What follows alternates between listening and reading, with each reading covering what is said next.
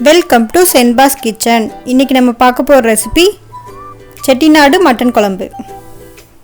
வீடியோக்குள்ளே போகிறதுக்கு முன்னாடி நான் அப்லோட் பண்ணுற வீடியோஸ் எல்லாம் உங்களுக்கு உடனே வரணும்னா அந்த சேனலை சப்ஸ்கிரைப் பண்ணிக்கோங்க. பக்கத்தில் இருக்க பெல் பட்டனை ப்ரெஸ் பண்ணி ஆலில் போட்டுக்கோங்க. வாங்க ஃப்ரெண்ட்ஸ், வீடியோக்குள்ளே போகலாம். 1/4 கிலோ மட்டன் எடுத்துருக்கேங்க. இப்போ குக்கரில் போட்டு 1 டம்ளர் தண்ணி ஊற்றிக்கலாங்க.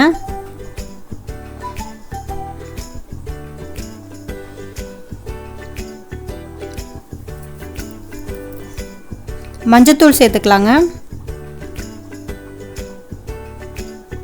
இஞ்சி பூண்டு பேஸ்ட்டு 1/2 ஸ்பூன் சேர்த்துருக்கேங்க. சீரகம் 1 ஸ்பூன் சேர்த்துருக்கேங்க.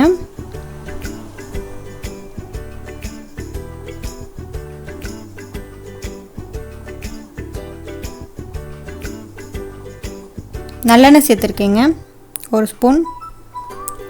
நல்லெண்ணெய் சேர்த்தா நல்லா வாசமாக இருக்குங்க. தேவையான அளவுக்கு உப்பு சேர்த்துக்கலாங்க.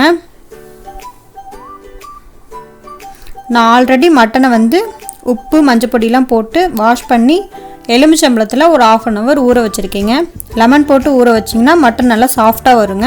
அதுக்காக போட்டிருக்கேங்க. நீங்களும் இதை ட்ரை பண்ணி பாருங்கள். இப்போ மூடி போட்டு மூடி வச்சுக்கலாங்க. ஒரு 7-8 விசில் விட்டுக்கலாங்க. இப்போ மட்டன் நல்லா வெந்துருச்சுங்க. இப்போ ஓப்பன் பண்ணி பார்க்கலாங்க.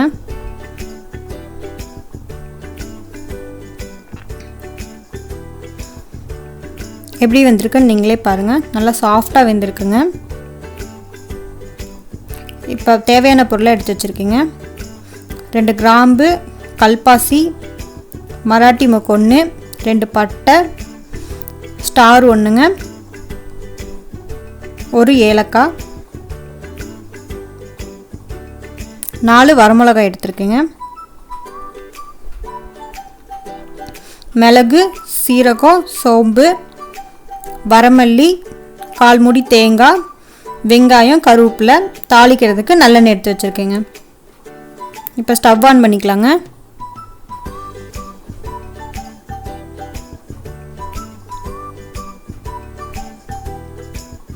அரை ஸ்பூன் மிளகு போட்டுக்கலாங்க. 1/2 ஸ்பூன் சோம்பு சேர்த்துக்கலாங்க. 1/2 ஸ்பூன் ஜீரகம் சேர்த்துக்கலாங்க.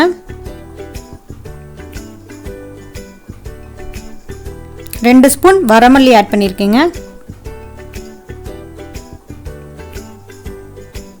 இப்போ இதெல்லாம் நல்லா வணக்கிக்கலாங்க.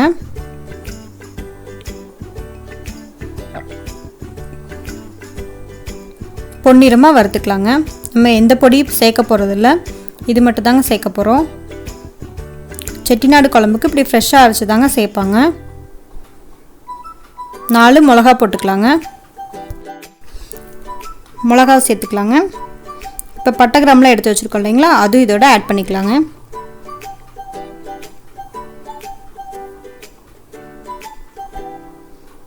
இப்போ இது வணங்கினோடனே ஒரு பிளேட்டில் எடுத்து வச்சுக்கலாங்க.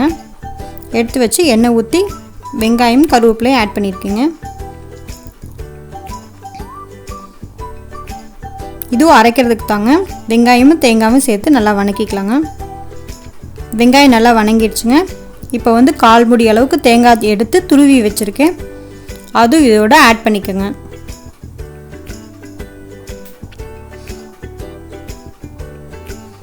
எல்லாமே வறுத்து செய்யும் போது குழம்பு நல்லா டேஸ்ட் நல்லா இருக்குங்க.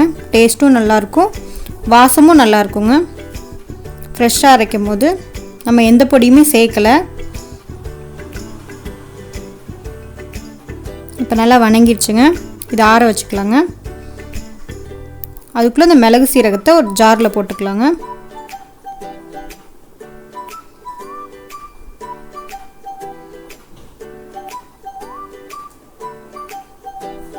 போட்டு இது பல்ஸில் போட்டு எடுத்துக்கலாங்க.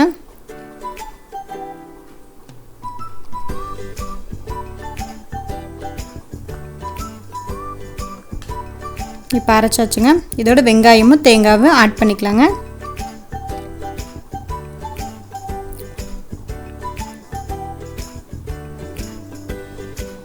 சேர்த்து நைஸாக அரைச்சிக்கலாங்க.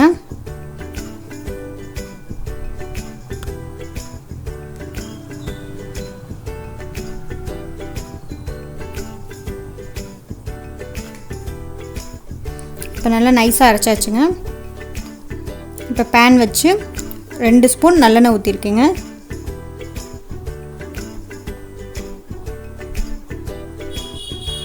நல்லெண்ணெய் தாங்க வாசம் நல்லாயிருக்கும்.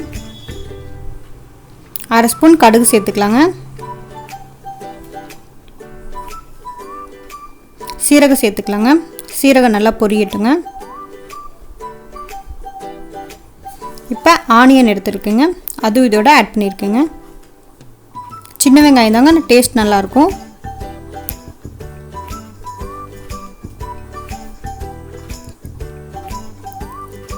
இப்போ வெங்காயம் நல்லா வணங்கிடுச்சுங்க. கருவேப்பிலை சேர்த்துக்கலாங்க.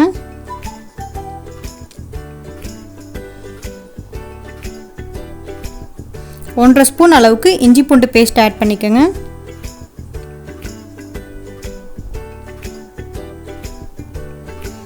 இஞ்சி பூண்டு பச்சை வாசம் போகிற அளவுக்கு நல்லா வணக்கிக்கலாங்க. இப்போ தக்காளி எடுத்து வச்சுருக்கீங்க, அதுவும் இதோட ஆட் பண்ணிக்கலாங்க. 2 தக்காளி கட் பண்ணி எடுத்து வச்சுருக்கீங்க. தேவையான அளவுக்கு உப்பு சேர்த்துக்கலாங்க. ஆல்ரெடி மட்டனில் உப்பு சேர்த்துருக்கோங்க, அதனால் பார்த்து போட்டுக்கோங்க. இப்போ அரைச்சி வச்சுருக்க பேஸ்ட்டும் ஆட் பண்ணிக்கலாங்க. அதுவும் சேர்த்து நல்லா வணக்கிக்கலாங்க.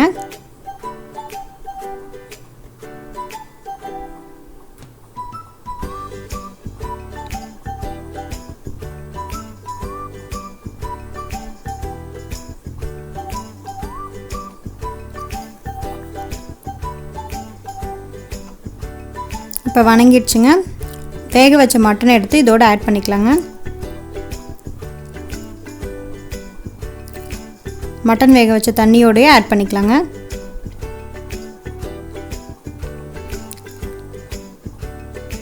இந்த ஸ்டேஜில் உப்பு காரம்லாம் பார்த்துக்குங்க. ஒரு 15 நிமிஷம் ஹை ஃப்ளேமில் வச்சு கொதிக்க வச்சுக்கலாங்க. அவ்வளோதாங்க, மட்டன் குழம்பு ரெடிங்க. இப்போ ரெடி ஆயிடுச்சுங்க. அடுப்பு ஆஃப் பண்ணியாச்சுங்க. கொத்தமல்லி தழை தூவிக்கலாங்க.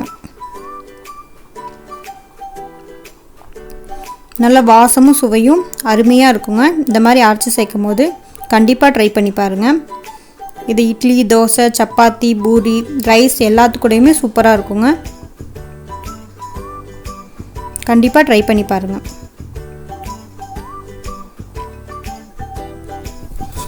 இந்த மாதிரி சூடாக சாப்பாடு போட்டு குழம்பூற்றி சாப்பிட்டிங்கன்னா சூப்பராக இருக்குங்க. இந்த வீடியோ பிடிச்சதுன்னா லைக் பண்ணுங்கள், கமெண்ட் பண்ணுங்கள், உங்கள் ஃப்ரெண்ட்ஸுக்கு ஷேர் பண்ணுங்கள், இந்த சேனலுக்கு சப்ஸ்கிரைப் பண்ணுங்கள்.